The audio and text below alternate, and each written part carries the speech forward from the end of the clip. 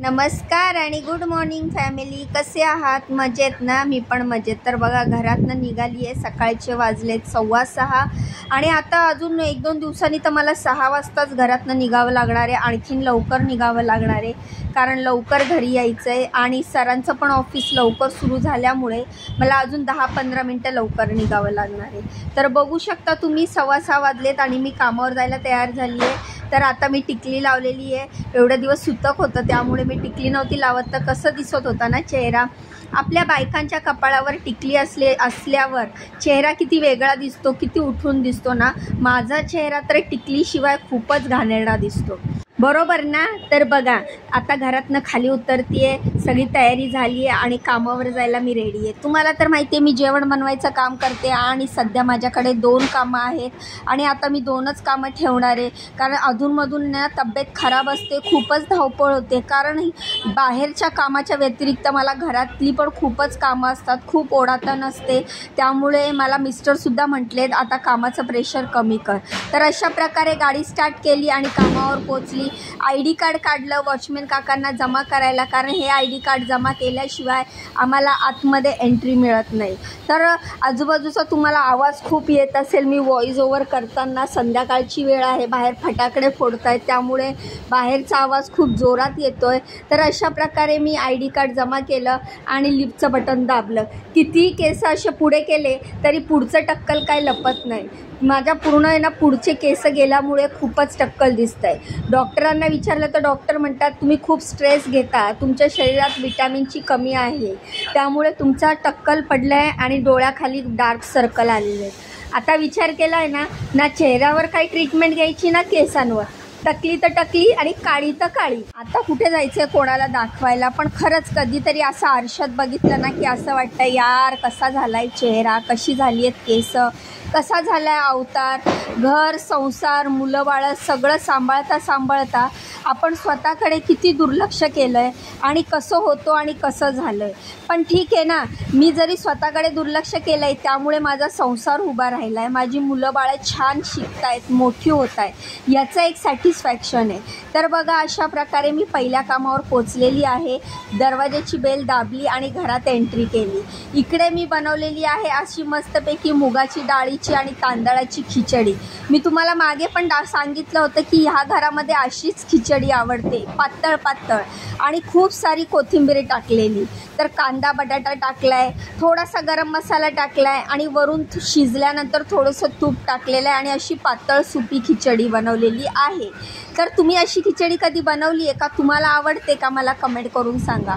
मला तर खूप आवडते, खूपच सोपी असते आणि झटपट होते. तर त्यानंतर बनवलेले आहेत हे मेथीचे ठेपले. आपण याला मेथीचे पराठे पण म्हणू शकतो, ठेपले पण म्हणू शकतो.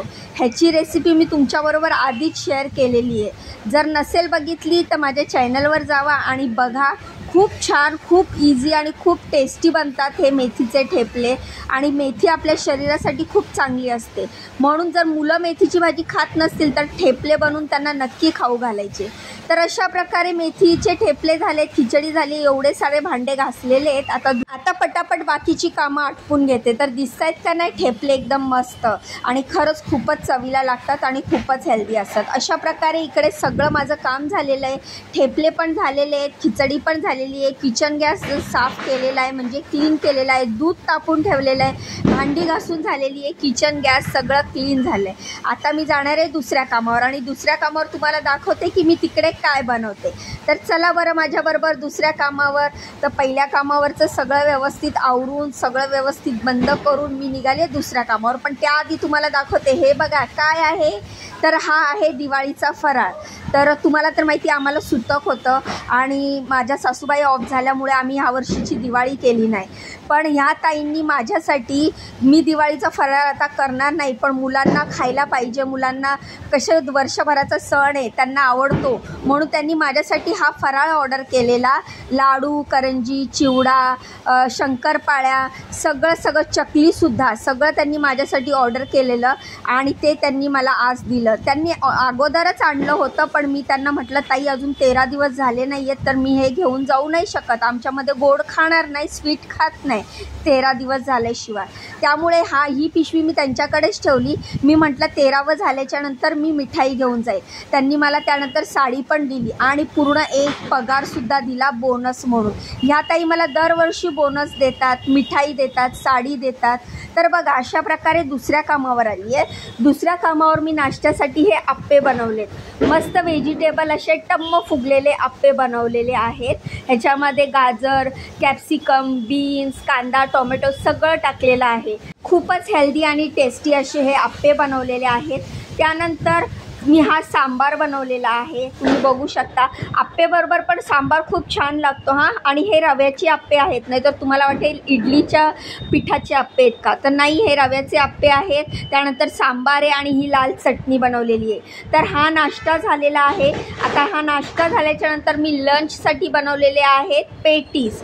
तर रगडा पेटीस लंचसाठी बनवले. तर तुम्ही म्हणाल एवढेच पेटीस, तर मॅडमनी मला सांगितलं की 5च पेटीस बनव, कारण पेटीसमध्ये बटाटा असतो आणि मॅडम सध्या डाएटवर आहेत. तर मी सरांपुरते 5 पेटीस बनवली आणि खूप सारा रगडा बनवलेला आहे. रगडा दाखवते तुम्हाला. बघा हा कलकत्ता स्टाईल रगडा बनवलेला आहे. त्यानंतर पेटीस बनवला आहे. तर रगडा पेटीस लंचसाठी बनवला आहे. आप्पे, सांबार आणि चटणी हे मी ब्रेकफास्टसाठी बनवलं आहे. तर मी तुम्हाला सांगितलं ना, त्या ताईंनी मला बोनस दिला, तर त्यांच्याबद्दल थोडंसं तुम्हाला सांगते. तर त्या ताई मला आहे ना दरवर्षी बोनस देतात, पूर्ण अख्खा पगार देतात दिवाळीला बोनस म्हणून. शिवाय मिठाई देतात. ह्यावर्षी तर त्यांनी पूर्ण फराळ दिला मला. शिवाय मला साडी देतात आणि माझ्या मुलांचा बड्डे वगैरे असेल ना, तर ते माझ्या मुलांना कपडेसुद्धा, म्हणजे कपड्यासाठी पैसे देतात. मग त्या म्हणजे ना देतात असं नाही, खूप चांगल्या आहेत त्या. मला खूप समजून घेतात, माझ्या अडचणी समजून घेतात. मला कधी सुट्टी हवी असेल, कधी एमर्जन्सी असेल, तर कधीच नाही म्हणत नाही. तर त्यामुळे ते काम माझं खूप जुनं आहे आणि त्यांच्याशी माझं खूप चांगलं बॉन्डिंग आहे. म्हणतात ना, काही माणसं अशी देवासारखी आपल्याला मिळतात आणि तसंच ते काम मला भेटलेलं आहे. तर माझं इकडचं सगळं काम झालेलं आहे. किचन गॅस सगळा क्लीन झालेला आहे. टोडूचा पण नाश्ता झाला आहे. माझं इकडचं काम संपवून मी आता चालली आहे घरी. तर घरचा व्हिडिओ मी सध्या टाकत नाही आहे, कारण इकडून तिकडे धावपळ चालू आहे. तर असा होता आजचा दिवस. व्हिडिओ कसा वाटला कमेंट करा, लाईक करा, सबस्क्राईब करा.